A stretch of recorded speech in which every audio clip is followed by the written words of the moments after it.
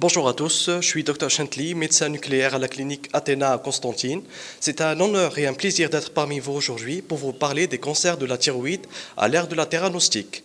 Donc nous allons aborder la théranostic dans les trois principaux chapitres des cancers de la thyroïde, à savoir les cancers différenciés, les cancers réfractaires et enfin les cancers médulaires.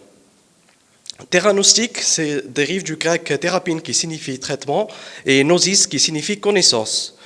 Donc, c'est le ciblage des caractéristiques tissulaires. En médecine nucléaire, on utilise des radioisotopes, d'abord dans un but diagnostique, puis éventuellement dans un but thérapeutique.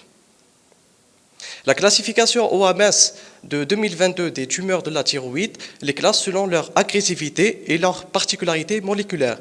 On distingue les tumeurs qui dérivent des cellules vésiculaires, à savoir les tumeurs bénignes, les tumeurs à bas risque, les NIFT-P, et les tumeurs malignes. On a aussi les carcinomes qui dérivent des cellules C de la thyroïde, notamment les cancers médulaires. On commence par les cancers différenciés de la thyroïde. C'est les cancers endocriniens les plus fréquents. Leur incidence s'est accrue au cours de ces dernières années sous l'effet d'un dépistage plus actif et d'une modification des pratiques. Le pronostic d'ensemble est bon. Actuellement, les recommandations de l'ATA suggèrent une individualisation du risque adaptée selon le type de chirurgie, l'indication et le but de l'iode, et enfin l'opothérapie. Donc, ce schéma représente à l'échelle cellulaire les gènes qui expriment pour le théranostic. Nous avons le gène SLC5A5 qui code pour le gène du symporteur sodium-iode qui est responsable de la fixation de l'iode à l'échelle de la cellule thyroïdienne. Base des indications des traitements à l'iode 131. D'abord, les buts de l'iode, c'est l'ablation, traitement adjuvant et bien sûr curateur. Les recommandations des différentes sociétés savantes. D'abord, la recommandation de la société américaine de 2015. Selon le groupe de risque, on distingue les très faibles risques et les faibles risques où il n'y a pas d'indication à l'iode, les risques intermédiaires où l'iode est à considérer et enfin les hauts risques où l'iode est indiqué. On a aussi les recommandations des sociétés françaises et européennes avec des activités qui varient de 1,1 à 7,4 gigabecquerels. Dans le tableau de votre droite, on a les différents groupes de risques avec les activités proposées. À gauche, on a un algorithme pour le management des cancers différenciés de la thyroïde. J'attire juste votre attention. Quand on donne de l'iode, on peut reclasser le patient. On parle de la reclassification dynamique. Les formes métastatiques, c'est environ 10% des cancers différenciés de l'iode. Dans un tiers des cas, on obtient une rémission complète. Dans un tiers, on a une fixation initiale mais non guérie. Et le tiers qui reste, c'est l'absence de fixation initiale. Nous sommes devant le cas d'une jeune patiente de 38 ans qui présente un carcinome papillaire de la thyroïde, variante vésiculaire, classée PT1B multifocal NAA-MX. Donc, elle a reçu, sur l'image de votre gauche, elle a reçu une activité de 3,7 gigabecquerels. Elle présente au balayage post-thérapeutique 2 foyers de fixation cervicaux et une fixation pulmonaire bilatérale diffuse et intense, réalisant l'aspect d'une miliaire pulmonaire. Le taux de thyroglobuline lors de la défrénation est à 7383 après dilution. 6 mois après, elle reçoit une deuxième activité d'iode 131 de 5,5 gigabecquerels. On constate une cartographie blanche cervicale et une baisse de la fixation pulmonaire. Le taux de TG est passé à 4596, donc une diminution de presque 50%. On passe maintenant au cancer réfractaire à l'iode 131. Nous avons la définition de la société américaine de 2015. Donc, c'est les métastases qui ne fixent pas d'emblée l'iode radioactif. C'est les lésions tumorales qui ont perdu leur l'habilité à fixer l'iode. C'est l'association de tumeurs qui fixent et qui ne fixent pas l'iode. Et enfin, c'est la progression de la maladie métastatique en dépit des doses d'iode 131. À l'échelle cellulaire, donc nous avons le flip-flop phénomène. On sait que la TSH régule l'expression du NIS en simulant son récepteur au niveau de la membrane. Les altérations génétiques et épigénétiques de RTK, BRAF, MAP kinase, ERK sont responsables de la baisse de l'expression du NIS et donc de la perte de la capacité à concentrer l'iode. De ce fait, l'augmentation de l'expression des protéines transmembranaires, à savoir les GLUT, d'où la fixation du FDG. La mutation BRAF V600E est la plus fréquente des mutations du cancer papillaire, environ 60% des cas, et elle est fortement corrélée à la baisse de l'expression du NIS. Dans les cancers vésiculaires, la mutation RAS est la plus fréquente, mais reliée aux formes bien différenciées de tumeurs. Le réarrangement RED-PTC est relié aussi à la baisse d'expression du NIS. La fixation du FDG dans les lésions tumorales est un outil essentiel non seulement pour la détection de métastases, mais aussi pour le pronostic et la détermination du caractère réfractaire des cancers thyroïdiens. Selon les recommandations de l'ATA, le PET-CT au FDG est envisagé dans les rechutes du cancer différencié, avec une élévation du taux de TG et des scintigraphies à l'iode négatifs, et aussi dans le bilan d'extension initiale des formes peu différenciées à cellules de Hürtel. Une étude rétrospective en 2018 menée par l'équipe de Manoir a démontré dans 62 cas de cancer réfractaire que le PET-CT au FDG avec les analyses qualitatives et quantitatives, notamment le métabolique tumeur volume et le total lesion glycolyse, peut être considéré comme un biomarqueur du pronostic, en évaluant la survie globale ainsi que la survie sans progression, en identifiant le phénotype des patients avec maladie agressive.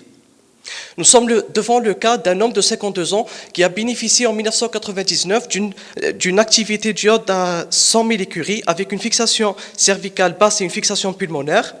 Le suivi a été marqué par une ascension du taux de thyroglobuline. En 2014, il reçoit une deuxième activité d'iode où la scintigraphie est négative. Le PET-CT au FDG retrouve une lésion pulmonaire au CT qui est avide au FDG. Donc nous sommes devant le cas d'un cancer réfractaire à l'iode.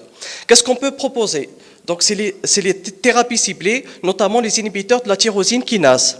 Les cancers réfractaires peuvent être asymptomatiques pendant des années et présentent une maladie lentement progressive. Les traitements conventionnels type chimiothérapie et radiothérapie externe sont rarement efficaces, associés à une faible tolérance des patients. Les TKI sont recommandés en cas de progression tumorale documentée avec une charge tumorale élevée. Deux molécules sont autorisées à être utilisées, le sorafenib et le léventinib. Donc, en cas de progression confirmée selon les critères RECIST, on peut donner cette thérapie ciblée. Il faut savoir que ces molécules sont efficaces, mais présentent certains effets secondaires qui peuvent amener nos collègues oncologues à soit diminuer la posologie ou bien arrêter complètement le traitement. Parmi ces effets secondaires, on note le syndrome Mappier, l'asthénie, la myélosuppression ou encore l'hypertension. On passe à la redifférenciation, le principe. Plusieurs études ont démontré l'intérêt du pré-traitement par TKI, notamment selumetinib et dabrafenib dans les cancers réfractaires, afin de restaurer l'avidité de l'iode dans les cellules tumorales. Nous avons l'étude, celle menée par l'équipe de Rothenberg en 2015. Ils ont donné du dabrafenib pendant 6 semaines chez des patients avec mutation du BRAF V600E. On a constaté une restauration de la fixation de l'iode dans 6 patients, avec une évaluation à 3 mois, avec 2 réponses partielles et 4 maladies stables. L'activation de la voie MAP kinase réduit l'expression du NIS et par conséquent la réduction de l'avidité de l'iode dans les cellules cancéreuses. Le potentiel des TKI est de réinduire la fixation à l'iode en inhibant la cascade MAP kinase. Donc, dans ce schéma, on a un patient sur l'image de droite qui a bénéficié du traitement par dabrafenib. 6 semaines après, on constate une redifférenciation, c'est-à-dire l'iode refixe au niveau cervical et pulmonaire chez ce patient parce qu'il y a l'expression du récepteur NIS au niveau de la membrane basolatérale. Là, c'est le cas d'un homme de 72 ans qui présente un cancer thyroïdien réfractaire à l'iode classé PT4 N1M1 avec métastase pulmonaire et pleurale. Il a reçu une activité d'ostraceuse de 185 mégabecquerels. La scintigraphie est négative. Sur les images CT, on a les métastases pleurales et pulmonaires. Ensuite, il a bénéficié de dabrafenib pendant 6 semaines. Il a bénéficié aussi d'une activité d'iode à 5,5 gigabecquerels. On constate une fixation des métastases pulmonaires et pleurales sur les images SPECT-CT. Pour les perspectives, donc il y a de nouvelles articles qui sont en cours de validation selon l'expression des cellules thyroïdiennes métastatiques, soit il exprime du PSMA, les récepteurs à la somatostatine, du FAPI ou bien du RGD. On peut être amené à proposer d'autres thérapeutiques. Par exemple, il y a une nouvelle molécule, c'est le gallium-68 DOTA-RG2. Si les métastases fixent ce radiotraceur, on peut traiter par du lutécium RG2. On a aussi le cas d'une femme qui présente un carcinome vésiculaire qui a bénéficié sur l'image de gauche d'une activité de 200 millicuries avec une scintigraphie négative. Le PET-CT au FDG retrouve des métastases sternales et pulmonaires à vide au FDG. Elle a bénéficié par la suite d'un gallium DOTA-TOC qui retrouve les lésions pulmonaires et sternales, puis elle a bénéficié du traitement par lutécium dotatate. On termine par les cancers médulaires de la thyroïde. Donc, c'est des tumeurs neuroendocrines des cellules parafolliculaires ou cellules C de la glande thyroïde, se situant au niveau du tiers moyen de la glande. Représente 5% des cancers de la thyroïde. Son incidence en pathologie nodulaire thyroïdienne se situe aux alentours de 1 à 2%. Pour l'épidémiologie, la majorité des CMT sont sporadiques, l'âge entre 40 et 50 ans, 20-25% de CMT familiaux. Chez l'enfant, parmi les 16% de nodules thyroïdiens manal, les CMT représentent environ 1,7%. Sur l'image de droite, on a un algorithme pour le management des cancers médulaires de la thyroïde, donc c'est la chirurgie. Puis on surveille. Selon le taux de DCT, notamment le taux de DCT, s'il est supérieur à 150, là on est amené à faire des examens complémentaires pour dépister la récidive. Quelle imagerie nucléaire pour le CMT? 3 principaux radiotraceurs, à savoir F-DOPA, FDG et le gallium-68 aux analogues à la somatostatine. Il faut savoir que le F-DOPA est parmi les premiers radiotraceurs à être utilisé dans la détection des récidives des cancers médulaires de la thyroïde, comme le démontre l'étude menée par Urgel dans les années 2000. Un tableau pour comparer les 3 principaux radiotraceurs. Selon l'étude de Treglia en 2018, donc le F-DOPA, il a un très beau taux de détection globale à 72%, mais pas d'intérêt pour le theranostic. Le FDG, c'est plus pour l'intérêt pronostic. Pour le gallium-68 aux analogues à la somatostatine, là, il y a un intérêt pour le theranostic.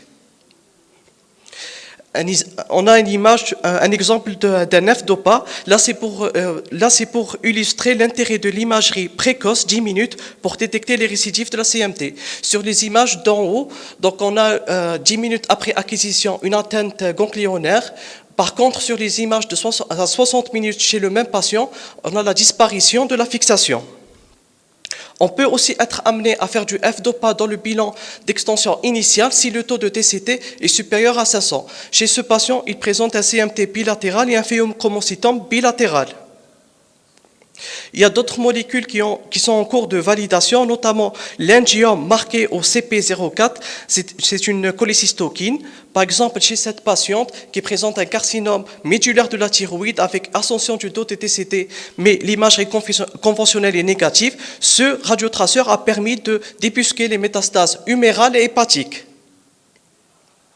Les perspectives avec la radiothérapie interne vectorisée par les peptides.